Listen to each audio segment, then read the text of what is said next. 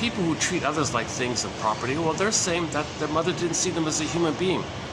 Fairbairn, one of our mentors, William Fairbairn, traces this, shall I compare thee to an onion? He traces it, sources it all back to the core issue, the primary concern, the object of confrontation, the core thing.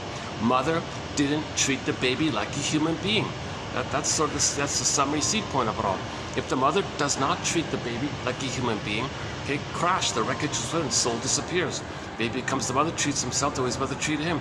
Now he's cursed, quote unquote cursed, with this traumatic script, where he's got to have an attachment to survive, but he's got to sell a soul for the survival. Now he's always in survival mode. So no one ever warned the baby, you're going to lose your soul and you're going to think it's a jungle. But is it a jungle? No, it's not. We're meant to live in love. We're all one family, beautiful earth.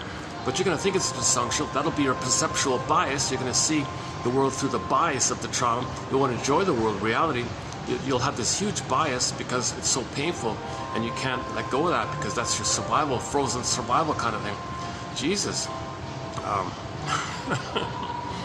Can somebody up there heal my mother first before she hurts me? Well, baby, your mother's narcissistic. What does that mean? Well, she's impaired. She's impaired. She didn't get enough love to leave the oneness phase with her mother. She's trapped in the mirror. Okay, so baby, there's a myth called Narcissus. It's about a fellow looking into a pool of water. He sees his reflection and he's transfixed there. And he can't leave it because he's waiting for his mother to appear to see him so he can see himself, to differentiate and leave her. So he's stuck there waiting and waiting. He's waiting for his mother. That's right, mother never appeared, and he can't leave her if he never has her. He's got to have her to then leave her. A loving mother was never there. He was never mirrored. They call it mirroring. He was never mirrored. So in the meantime, in the interim, okay, your mother is in a state of infantile megalomania, just like you are, baby. You think you're a king and a god? Yeah, that's right, I am. Well, your mother also was in a state of thinking she was a king and a god, but she never got out of it.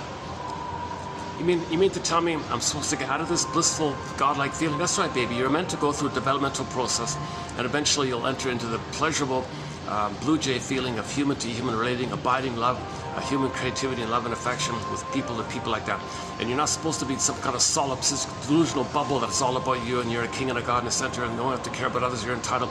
You're supposed to go through this kind of developmental process. Well, that sounds interesting. Sure, okay. Well, unfortunately, unfortunately, prepare yourself. No one ever, like the song says, no one ever warned me. Well, I'm going to try to warn you here. Yeah, go on with the warning. Please give me as much preparation as I can. All right, well, back to your mother. See, she never got enough love to go through the developmental process. Well, what does she need?